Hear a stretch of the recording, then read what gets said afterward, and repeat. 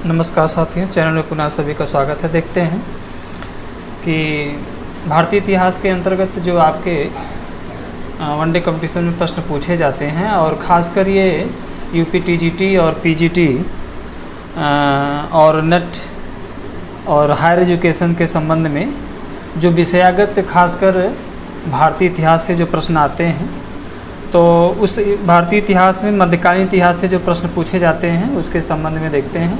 और ये है वीडियो लगभग अनवरत बनाई जाएगी, जिसमेम खासकर मध्यकालीन इतिहास के 60 प्रश्न का एक संग्रह होगा। प्रैक्टिस 1 करके या प्रैक्टिस 2 करके, सेकेंड करके, थर्ड करके इस तरह से देखते हैं।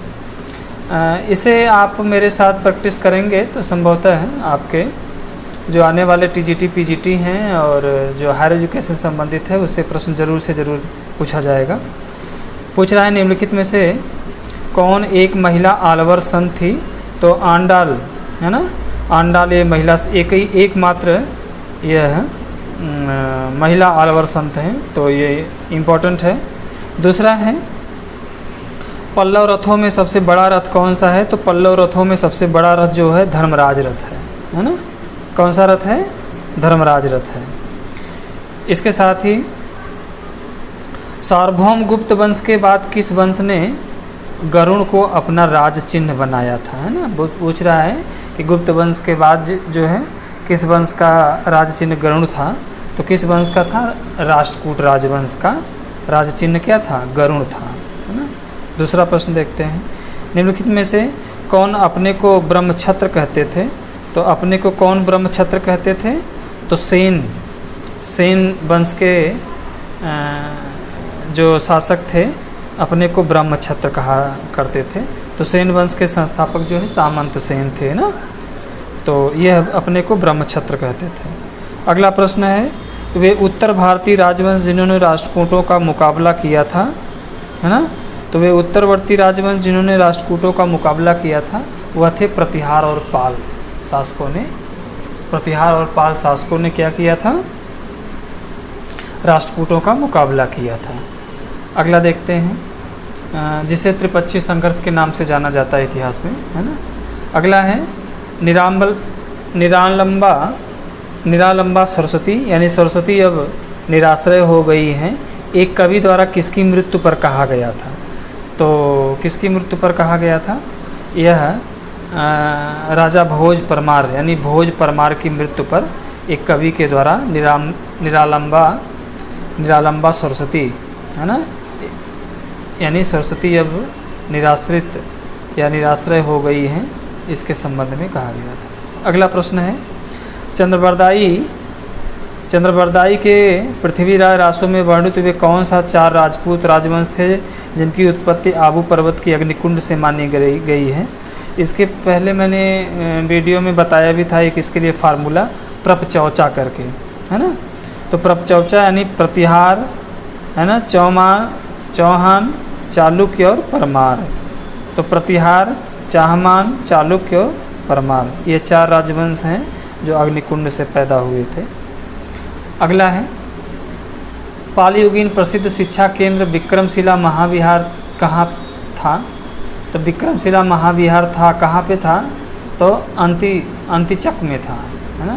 कह रहा पालयुगीन प्रसिद्ध शिक्षा केंद्र विक्रमशिला महाविहार कहाँ था? तो अंतिचक में था, है ना। निम्नलिखित में से कौन सा मंदिर चोलों से संबंधित नहीं है? तो इसमें देखिए बृहदेश्वर मंदिर, कोरंगनाथ मंदिर, कैलाशनाथ मंदिर और एरावतर मंदिर, है ना। तो इसमें कैलाशनाथ मंदिर जो है ये पल्लव नरेश राज सिंह के द्वारा बनवाया गया था। तो इसमें और जो मंदिर हैं ये सभी मंदिर जो है चोल, यानी कह रहा है कि चोलकालीन मंदिर से संबंधित नहीं है। तो कैलाशनाथ मंदिर जो है यह पल्लवकालीन है ना, चोलकालीन नहीं है। ठीक है। अगला प्रश्न देखते हैं, वह श्री विजय शासक जिसने राजा राज प्रथम के काल में अपने पिता द्वारा नागपट्टनम में आरंभ किए गए बौद्ध विहार के निर्माण कार्य को पूरा किया था। तो नागपट्टनम में जो बौद्ध विहार अधूरा रह गया था उसको पूरा करने का काम किसने किया था? तो मार विजयोत्तुंग वर्मन ने इसको पूरा किया था। तो यह राजा राज काल में उनके पिता के द्वारा बनवाया गया था। तो किसने पूर्ण कराया था? मारविजयतुंग बर्मन ने। अगला है, किसके काल में गंगा चोलपुरम चोल साम्राज्य की राजधानी बनी? तो यह है गंगा चोलपुरम जो है चोल साम्राज्य की राजधानी राजेंद्र प्रथम के समय में बनाई गई थी। ठीक है। अगला प्रश्न है, राजपूत वंश के किस राजा ने एक मस्जिद के पुनर्निर्माण के लिए दान दिया था? तो किसने दिया था? जय सिंह सिद्धराज ने दिया था, है ना। जय सिंह सिद्धराज ने, यानी कि कह रहा है कि राजपूत वंश किस राजा ने एक मस्जिद के पुनर्निर्माण के लिए दान दिया था? तो जय सिंह सिद्धराज ने दिया था।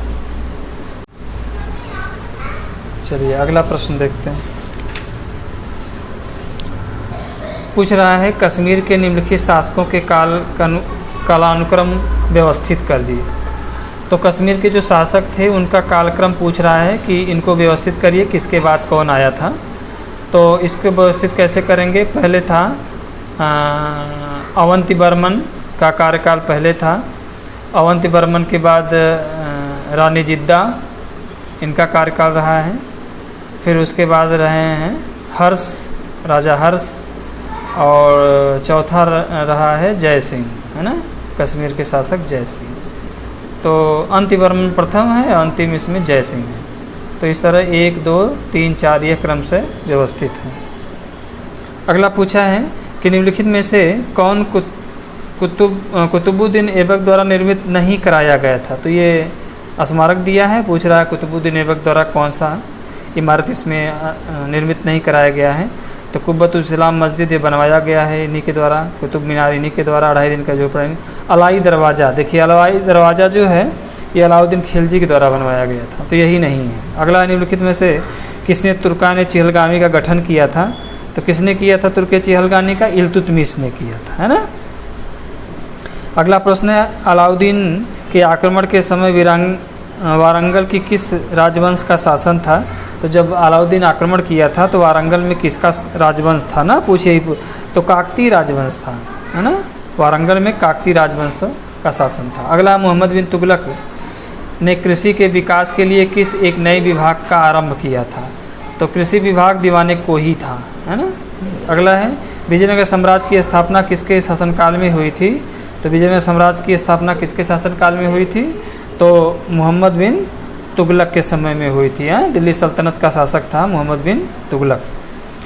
इतिहासकार सेवेल ने ए फॉरगेटन एम्पायर नामक पुस्तक लिखी है, उस साम्राज्य का नाम क्या था, है ना। तो फॉरगेटन एम्पायर जो लिखी गई थी पुस्तक, वह विजयनगर साम्राज्य पर लिखी गई है। बहुत इंपॉर्टेंट प्रश्न है, बहुत बार आया है। तो फॉरगेटन एम्पायर जो है, ये फॉरगेटन एम्पायर किस पर लिखी गई है? विजयनगर साम्राज्य के ऊपर लिखी गई पुस्तक है ना। अगला प्रश्न देते हैं, बलबन के द्वारा विजय के स्थान पर सुदृढ़ीकरण की नीति अपनाने के लिए निम्नलिखित में से कौन एक कारण नहीं था, है ना। तो बलबन ने जो काम किया था तो उसमें बता रहा है कि सुदृढ़ीकरण के लिए क्या से कार्य अपनाए नहीं गए थे, है ना। तो विदेशी आक्रमण का भय ये तो था, आंतरिक विद्रोह था, भारतीय शासकों की तुर्क शासक को उखाड़ फेंकने की इच्छा थी, और उसका कमज़ोर स्वभाव यही नहीं था, है ना। एक कारण नहीं में उसका कमज़ोर स्वभाव यही नहीं था। निम्नलिखित सुल्तानों में से कौन एक इल्तुतमिश की संतान नहीं था किंतु उसके वंश का अंतिम उत्तराधिकार था? तो कौन था? नासिरुद्दीन महमूद। नासिरुद्दीन महमूद जो है उसके वंश का अंतरिम उत्तराधिकारी था, लेकिन उसके वंश का नहीं था, है ना। इल्तुतमिश का सामंत नहीं था, लेकिन उसके वंश का अंतिम शासक था नासिरुद्दीन महमूद। अगला है, अलाउद्दीन के निम्नलिखित पुत्रों में से कौन एक उसकी पत्नी झत्यपाली से उत्पन्न था, जो देवगिरी के राजा रामचंद्र की पुत्री थी?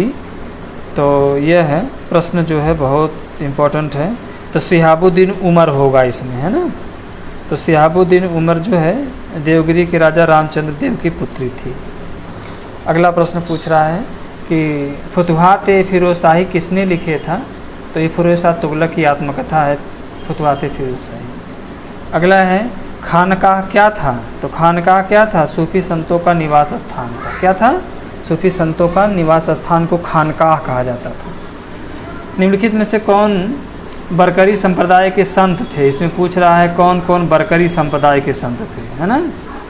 तो बरकरी संप्रदाय के संतों में देखिए ज्ञानेश्वर, नामदेव और तुकाराम भी थे, है ना। बरकरी संप्रदाय में 3 लोग, ज्ञानेश्वर, नामदेव, तुकाराम, ये तीनों बरकरी संप्रदाय के थे, है ना। चलिए अगला प्रश्न देखते हैं। निम्नलिखित युग्मों में से कौन सही सुमलित नहीं है ना।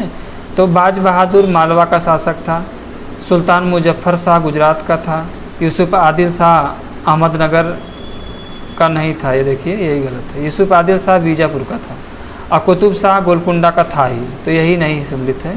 ये यूसुफ आदिल शाह जो बीजापुर का था, यही गलत है। अगला प्रश्न, जोन राज ने अपनी राजतरंगड़ी में कल्हड़ के विवरण को कहाँ तक आगे बढ़ाया था?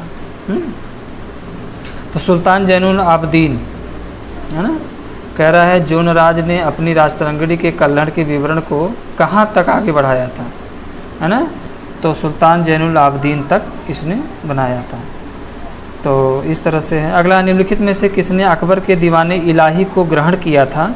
तो अकबर को दीवाने इलाही जो धर्म था उसको ग्रहण किया था बीरबल ने, है ना, बीरबल ने धारण किया था। अगला प्रश्न, शेर शाह के शासनकाल में काजी फजीलत कौन था? तो शेर शाह के शासनकाल में काजी फजीलत कौन हुआ करता था? तो काजी फजीलत जो था यह बंगाल का प्रांतपति होता था, है ना, बंगाल का प्रांतपति था। अगला, निम्नलिखित अधिकारियों में से कौन एक मुग़लों के अधीन बंदरगाह का अधीक्षक था? तो मुग़लों के अधीन बंदरगाह का अधीक्षक मुतसदी था, है ना। मुतसदी जो होता था यह बंदरगाह अधीक्षक होता था मुग़ल काल में। ठीक है, नेक्स्ट वीडियो के साथ पुनः मिलेंगे, तब तक के लिए बहुत बहुत धन्यवाद, बहुत बहुत शुभकामनाएं।